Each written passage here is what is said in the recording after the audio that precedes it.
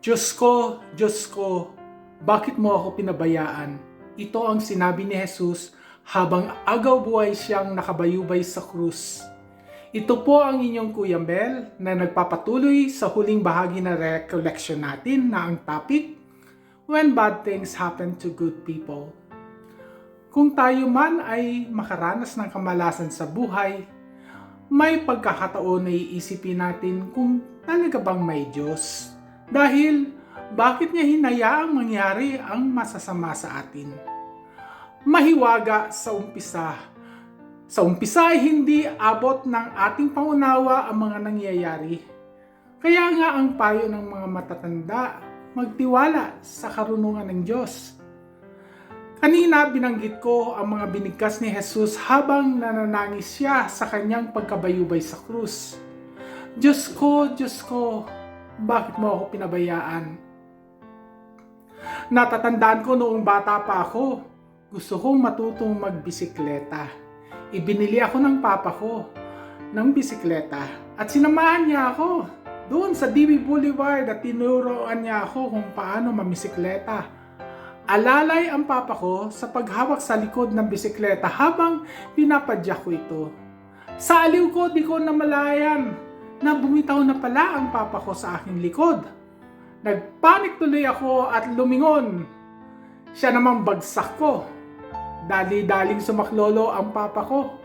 Ako naman, naiinis sa papa ko habang tinatawanan niya ako at sinabihang marunong na pala ako. Kaso, wag daw ako dapat matakot. Focus lamang sa pagmamaneho. Yung takot, yung kawalan ng focus, ang dahilan ng pagbagsak ko, hindi dahil sa binitawan ako ng papa ko. Sa umpisa, di ko maintindihan kung bakit kailangan pa niyang bitawan ako. Later, na-realize ko na sa buhay, tama lang ang laging ginagawa ng papa ko.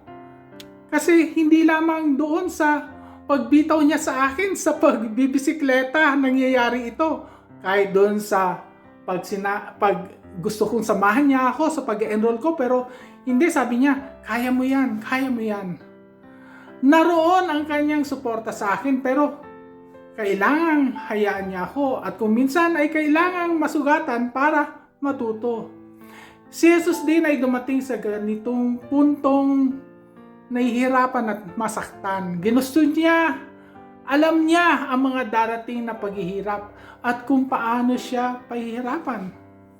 Pero kung naroon ka na sa sitwasyon, yung sakit na madarama mo, hindi mo masukat maisip kung gaano yung sakit, di mo maunawaan kung sa akin ito mangyari, ay baka tanungin ko pa ang sarili ko.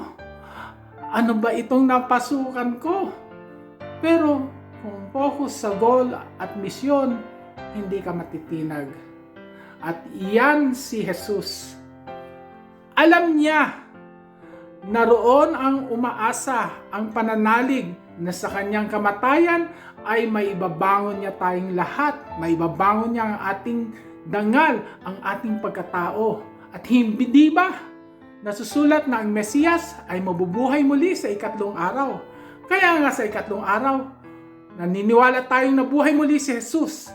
Ang pagkabuhay niya ang nagbibigay ng pag-asa. Paninilayan natin kung sino si Jesus sa atin, sa ating natatanging kalbaryong pinagdadaanan.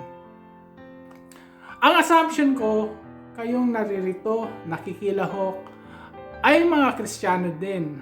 Siyempre naman, obvious sa description ng Hermitage, di ba?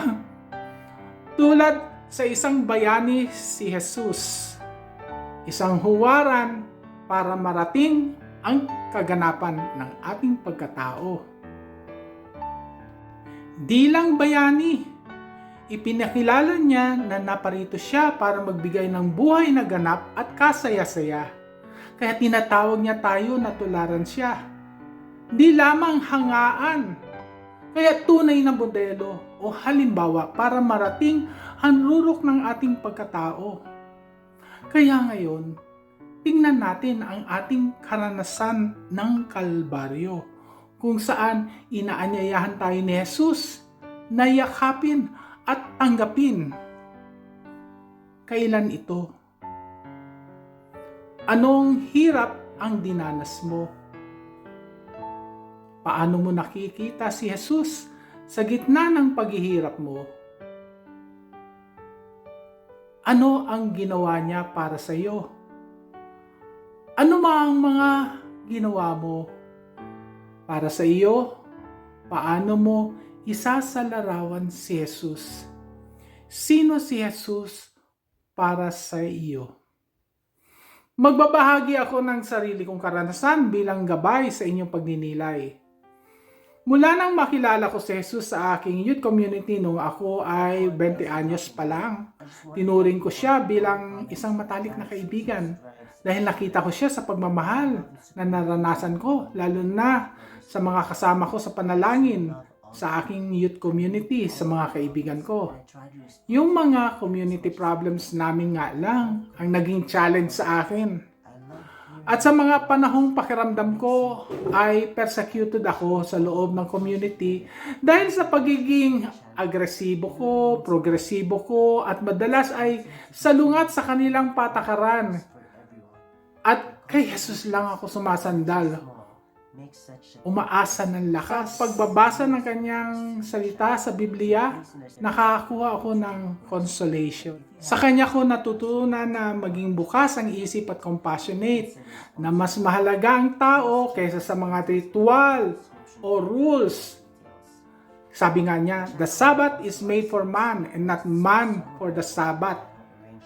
At minsan nanaginip ako at doon nakita ko siya bilang kaibigan na nagmamaneho ng bus.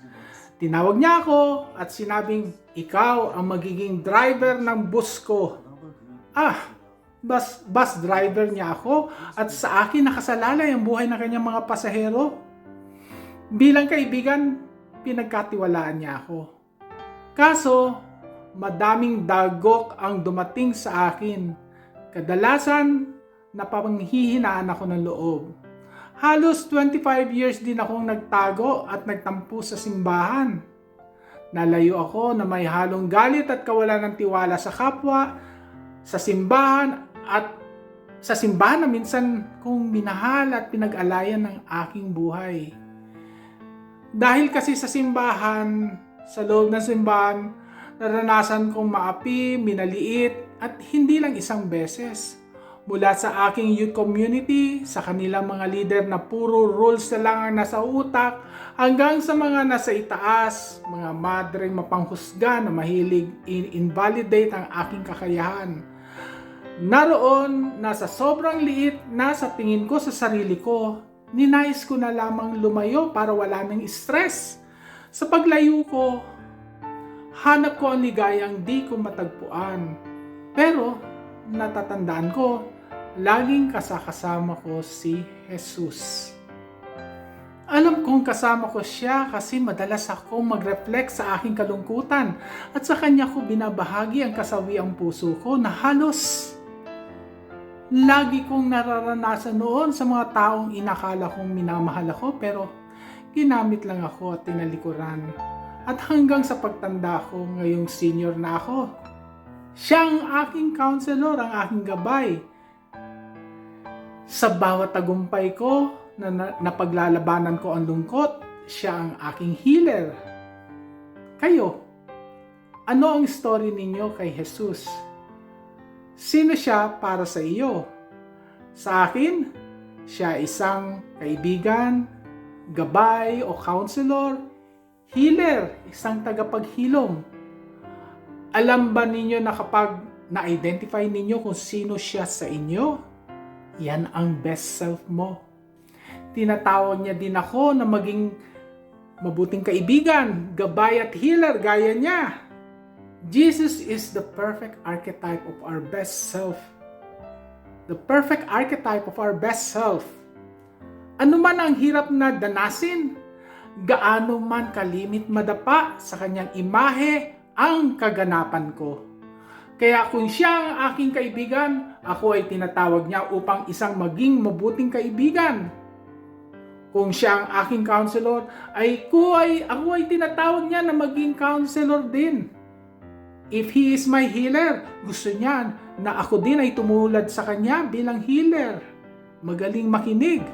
Si Jesus mismo ang tumatawag sa atin upang sundan ang yapak niya sa ating buhay. When bad things happen to good people, huwag magpanik. Kasama mo ang Diyos. At sa pagtatapos natin sa recollection na ito, pagnilayan natin kung sino si Jesus sa buhay natin. At sa ating kalbaryo, paano niya tayo tinatawag isabuhay ang imahe niya na hango sa ating karanasan.